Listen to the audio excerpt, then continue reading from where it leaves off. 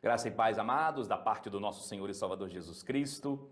Mais uma vez estamos aqui para dar o nosso estudo que tem tentado suprir a ausência das quartas-feiras, onde infelizmente ainda estamos vivendo a pandemia causada pelo novo coronavírus, que gerou uma nova doença, a Covid-19. Nós estamos aqui estudando o livro do Dr. Russell Shedd, Lei, Graça e Santificação. O tema dos nossos estudos são a lei de Deus e o dever humano. O objetivo é fazer com que cada um possa desenvolver ainda mais a sua ideia de santificação, entender que a santificação não é apenas um processo que compreende repetir certas coisas, cumprir mandamentos humanos, seguir tradições, mas a ideia é que nós possamos realmente viver ainda mais dentro da presença do Senhor e que possamos compreender que, na realidade, o viver humano compreende obedecer a Deus por amor e não apenas por obrigação. Hoje o nosso estudo tem como título Sinais da Santificação. O que são os sinais da santificação? O que compreende, o que compreendem realmente esses sinais da santificação? É isso que nós vamos ver hoje e esperamos que nós possamos crescer cada vez mais no conhecimento da palavra, que você se desenvolva comigo e que você possa entender que agradar a Deus não é apenas uma questão de formalidade ou de tradição ou de legalismo, mas agradar a Deus é a prova de que nós realmente o amamos.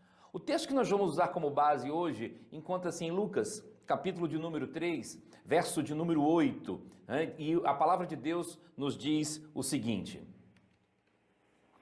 Produzi, pois, frutos dignos de arrependimento, e não comeceis a dizer em vós mesmos, temos Abraão por pai, porque eu vos digo que até destas pedras pode Deus suscitar filhos a Abraão. Que Deus abençoe sua palavra aos nossos corações. Vamos orar? Pai de amor, nós louvamos o Teu nome e nós Te adoramos pela Tua grandeza e poder. Obrigado, ó Deus, pelo privilégio de estarmos aqui e esperamos, ó Deus, realmente ouvir a Tua voz falando poderosamente.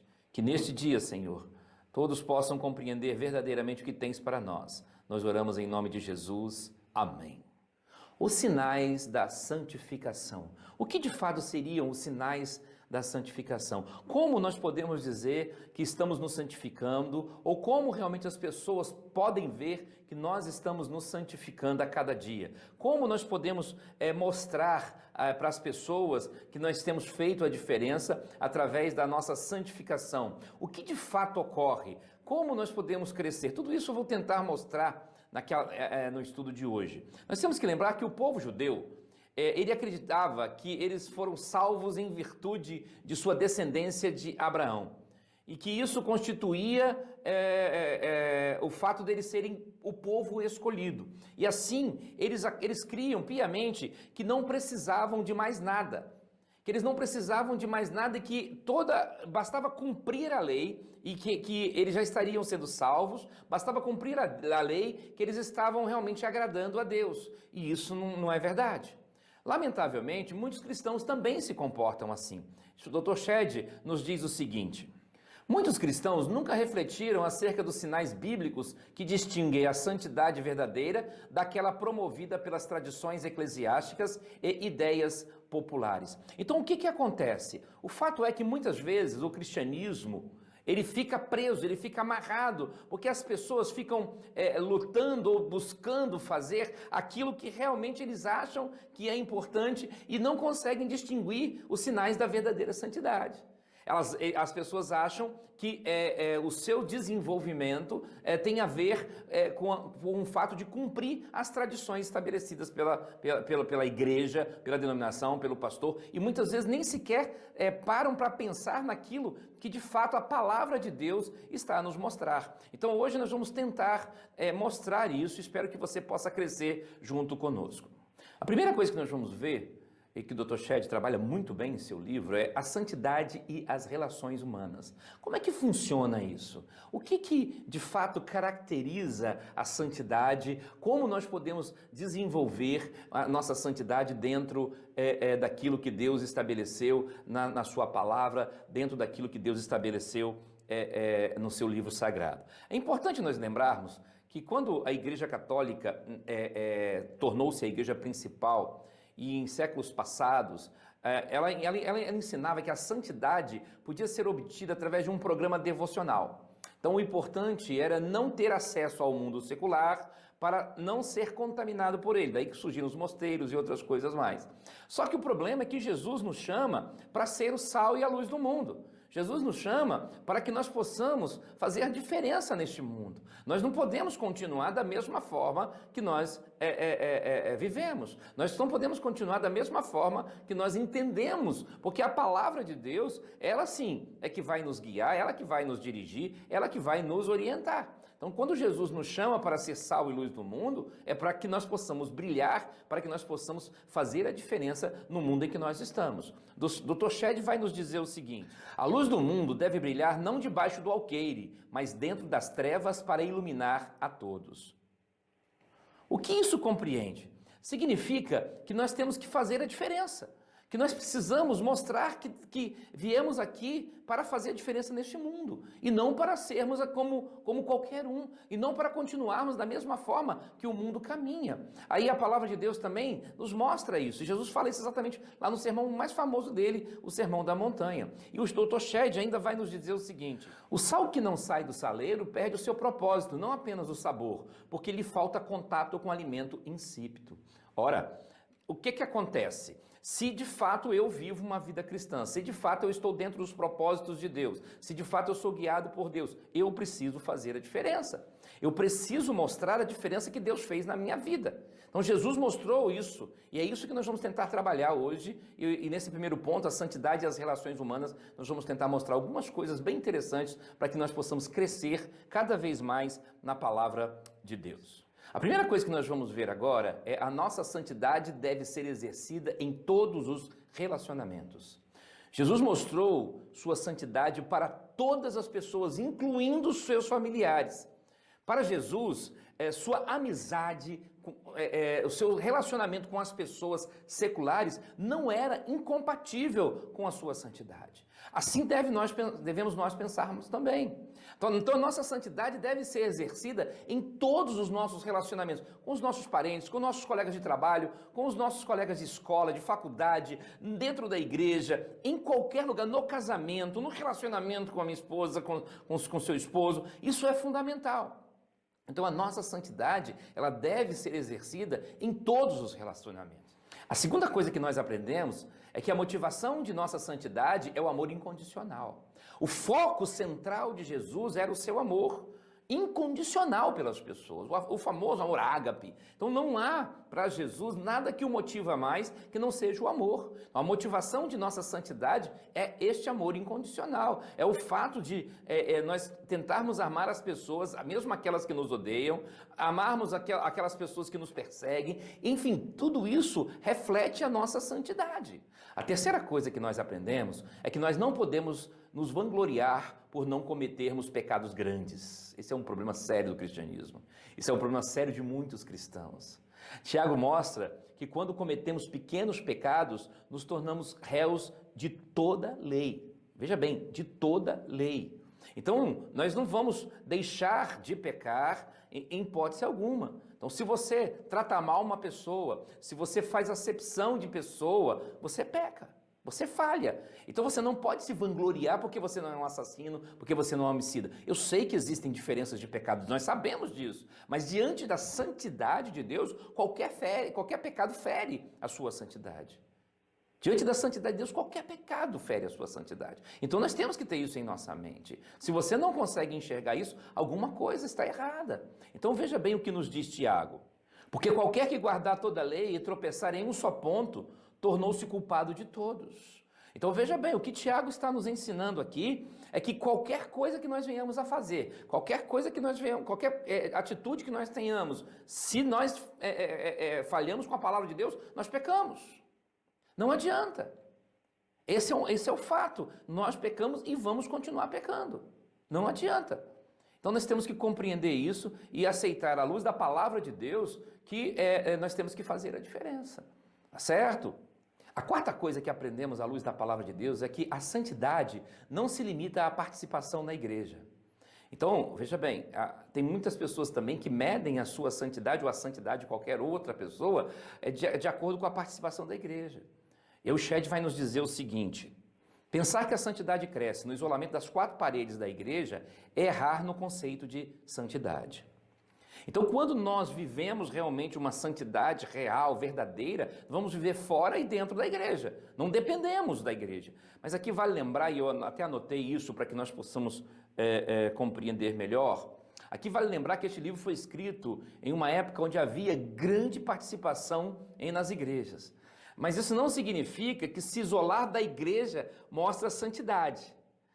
Por quê? Por que eu falo isso? Porque hoje agora tem sido o contrário. Há muitos grupos, como os chamados desigrejados ou sem igrejas, que se vangloriam de não participar da igreja. Então hoje nós estamos numa realidade um pouco diferente daquilo que Shedd vivenciou quando escreveu este livro. Ainda existem aqueles que pensam dessa forma, obviamente, mas existe um outro que pensa diferente, que para ser santo ele não precisa da igreja e que ele pode ser santo lá fora. Claro que pode e deve, mas o problema não é esse. O problema é que muitos pensam que eles podem ser mais crentes fora da igreja. Para ser crente como fulano eu prefiro não ser. Não é isso que a Bíblia diz. Na realidade, nós temos que entender isso, que a lei aqui ela tem uma via de mão dupla. É mais ou menos o seguinte, vou tentar exemplificar. É como a lei do distanciamento no trânsito. A lei está escrita que o motorista deve manter a distância da bicicleta e da moto de no mínimo 1,5 m. Então a distância mínima que um motorista deve ter de uma moto ou de uma bicicleta é de 1,5 m. Essa lei está escrita falando para o motorista. Todavia, ela vale para o ciclista. Vale para o motociclista. Ele não pode, em hipótese alguma,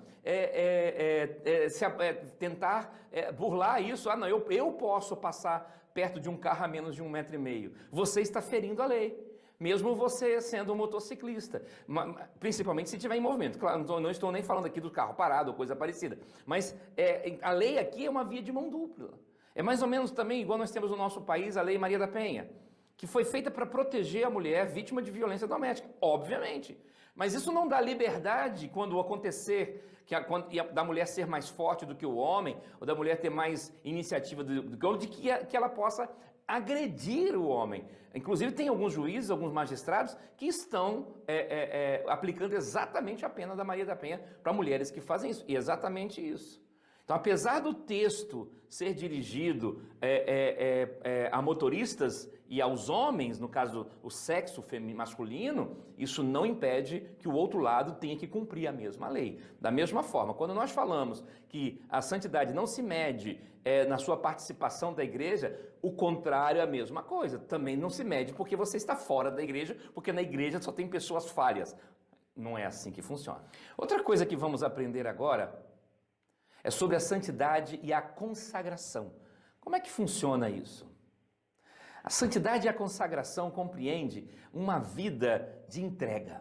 E consagrar é mais do que também fazer coisas religiosas. É mais do que trabalhar na igreja em termos de religiosidade. Como que nós podemos compreender isso? Bom, a primeira coisa que nós temos que entender é que a consagração precisa ser desinteressada.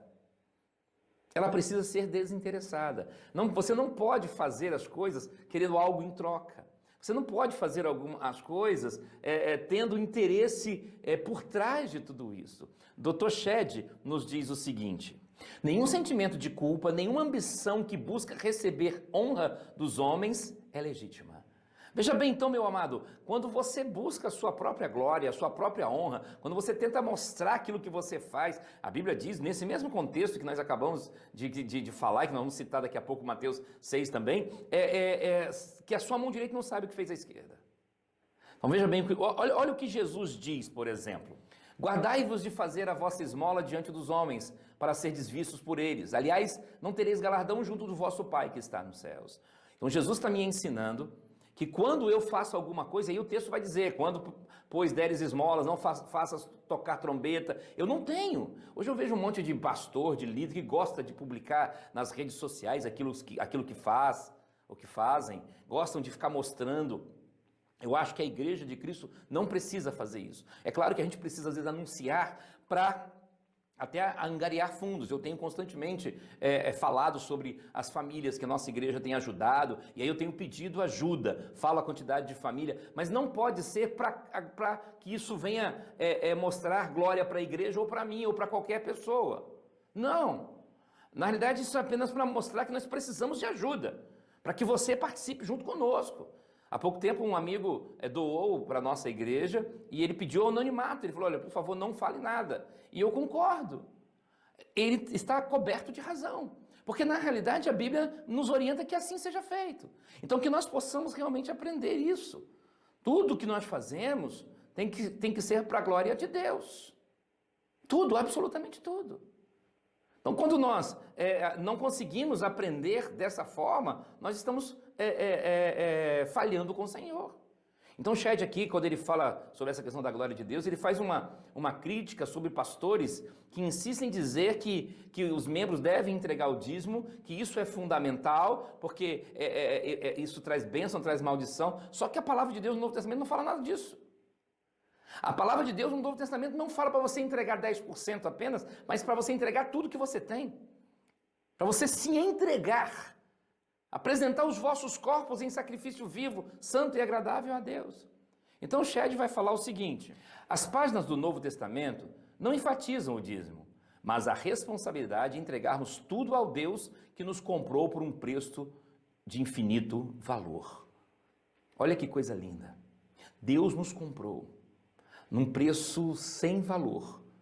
Pedro diz que não foi com prata ou com ouro, mas pelo sangue precioso de Jesus. Então nós não podemos, em hipótese alguma, colocarmos os nossos valores acima dos valores de Deus. Então entregar o dízimo não faz de você mais crente do que o outro. Ser dizimista em 10% do bruto não faz de você melhor do que o outro. Você tem que se entregar todo. O dízimo é apenas uma parte disso. É muito triste quando, agora melhorou um pouco, mas antigamente quando se estudava mordomia, a maioria dos nossos pastores se prendia mais ao dízimo do que às outras coisas. Esqueciam da mordomia do tempo, da mordomia do casamento, do sexo, da mordomia de tantas coisas que a Bíblia nos apresenta. Então nós temos que tomar muito cuidado com isso e vivermos realmente dentro daquilo que a palavra de Deus assim nos estabelece. A terceira coisa que nós aprendemos é que não há distinção de serviço a Deus e à família de Deus. Então, o que Chad está querendo dizer é o seguinte: quando você trabalha na igreja, ajudando outros irmãos, ajudando no serviço da igreja, ajudando a trocar uma lâmpada, ajudando aquela família que está passando necessidade, é a mesma coisa que você está preparando um sermão, você está adorando a Deus, você está cantando. Não há distinção de serviço. A Deus nós nos entregamos completamente, é isso que nós temos que ter em mente. É uma entrega completa, é uma entrega absoluta, é uma entrega real, é uma entrega verdadeira. Tá certo? E Chad vai nos dizer o seguinte: o Senhor e seus seguidores são identificados tão estreitamente que servir a um irmão quer dizer servir ao Senhor. Então, para Chad, você trabalhar servindo um irmão e servir a Deus é a mesma coisa. Não há diferença nenhuma. E nós temos que realmente entender isso. Porque senão nós vamos começar a viver aquele legalismo, aquele tradicionalismo, aquela coisa que a palavra de Deus tanto condena. E aí Chad vai nos dizer o seguinte: a santidade bíblica não separa o amor que incentiva o crente a servir a Deus daquele que o motiva a servir o próximo. Então na Bíblia não há esta separação. Nós não temos como nos separar.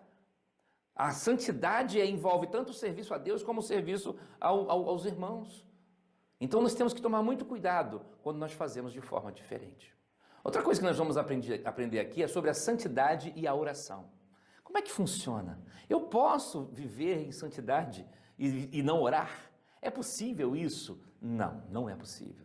E é isso que o Dr. Chad vai nos mostrar e nós precisamos realmente aprender com ele e aprender muito, porque ele é muito preciso aqui. Então a primeira coisa que eu aprendo é que a oração precisa ser desafiadora. Eu tenho que orar a Deus realmente pedindo santidade e suplicar por isso, desafiar Deus a isso, desafiar Deus a concretizar a sua palavra em mim, para que Ele para que cumpra em mim aquilo que Ele determinou, para que eu seja realmente um vaso, para que eu seja realmente ungido dEle, fazer a diferença. Isso é fundamental. Então, quando nós falamos que a oração precisa ser desafiadora, nós temos que tomar isso como algo que vai fazer parte da nossa vida. E aí o Dr. Shedd vai nos ensinar o seguinte: a oração que desafia Deus a concretizar a sua palavra é um ato de esperança escatológica por descansar nas promessas de Deus. Então, quando você realmente ora desafiando Deus a mudar você, a moldar você, a transformar você cada vez mais, você está já trabalhando com a visão escatológica, ou seja, já esperando a grandiosa volta do Senhor Jesus. Estamos descansando nessas promessas maravilhosas do Senhor Jesus. Pense nisso, você realmente pode crescer na santidade através da oração desafiadora. Desafia Deus a mudar você, a moldar você realmente dentro da vontade de Deus. A segunda coisa que eu aprendo com o Dr. Shedd sobre a oração e a santidade é que a oração deve preceder a ação. Antes de qualquer coisa você deve orar. Antes de fazer qualquer coisa você deve orar. Claro que isso não significa que você vai ficar de braços cruzados, não é? Conta a história de um determinado líder, grande líder, cristão do século passado, ou final do século anterior, que um navio estava à deriva dele e ele estava junto com alguns membros da sua igreja naquele navio. E alguns membros da igreja então desceram para um local seguro, ou pelo menos achavam que era seguro, e ali ficaram orando. E de repente alguém abriu o olho e viu que o pastor não estava junto com eles. Alguns líderes, alguns diáconos talvez, não sei, subiram e encontraram o pastor com um balde na mão, ajudando a jogar água para fora do barco. E fizeram a pergunta para ele: mas pastor, o senhor não vai nos ajudar em oração? E a resposta dele, sem tirar o balde na mão, continuando a jogar, ele disse: eu estou orando, meu amado, eu estou orando. Então a oração deve preceder a ação, mas não quer dizer que você não vai agir. Muitas vezes nós falhamos nesse ponto. Eu conheço pessoas que oram a vida inteira por mudança, mas não agem. Então, aqui eu quero fazer um ponto de equilíbrio. Não estou discordando do Dr. Shedd de forma nenhuma, longe de mim isso. Mas na realidade, apenas o equilíbrio que nós precisamos ter na vida, no dia a dia. A oração deve preceder a ação? Sim, sem dúvida nenhuma. Dr. Shedd está coberto de razão nisso.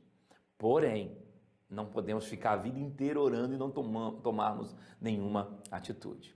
Mas sobre essa questão, nesse ponto, Dr. Shedd vai nos dizer o seguinte: a ação sem oração genuína sempre enfrenta o perigo de ser desviada do seu propósito. Então significa que quando você está tentando fazer as coisas e não busca uma oração verdadeira, não busca uma oração que supra as suas necessidades, que peça a Deus para moldar você naquilo que você está fazendo, você corre sérios riscos de errar. Você corre sérios riscos de não fazer aquilo que realmente precisa fazer. A terceira coisa que nós aprendemos com Shedd é uma coisa muito simples e que muitas vezes nós falhamos, é que precisamos investir tempo na oração. Esse é um problema muito sério que eu acho que eu tenho falhado muito. Eu creio que eu tenho orado pouco. Eu creio que, infelizmente, eu não oro como deveria orar. Quando eu leio vidas como de Spurgeon, como Moody, Billy Graham e outros mais, eu vejo o quanto eu não oro perto destes homens santos do Senhor. E Shedd está me desafiando a isso. Então eu quero também falar para você sobre isso. Eu ouvi muito do meu primeiro pastor: muita oração, muito poder, pouca oração, pouco poder. Parece um jargãozinho, mas não é.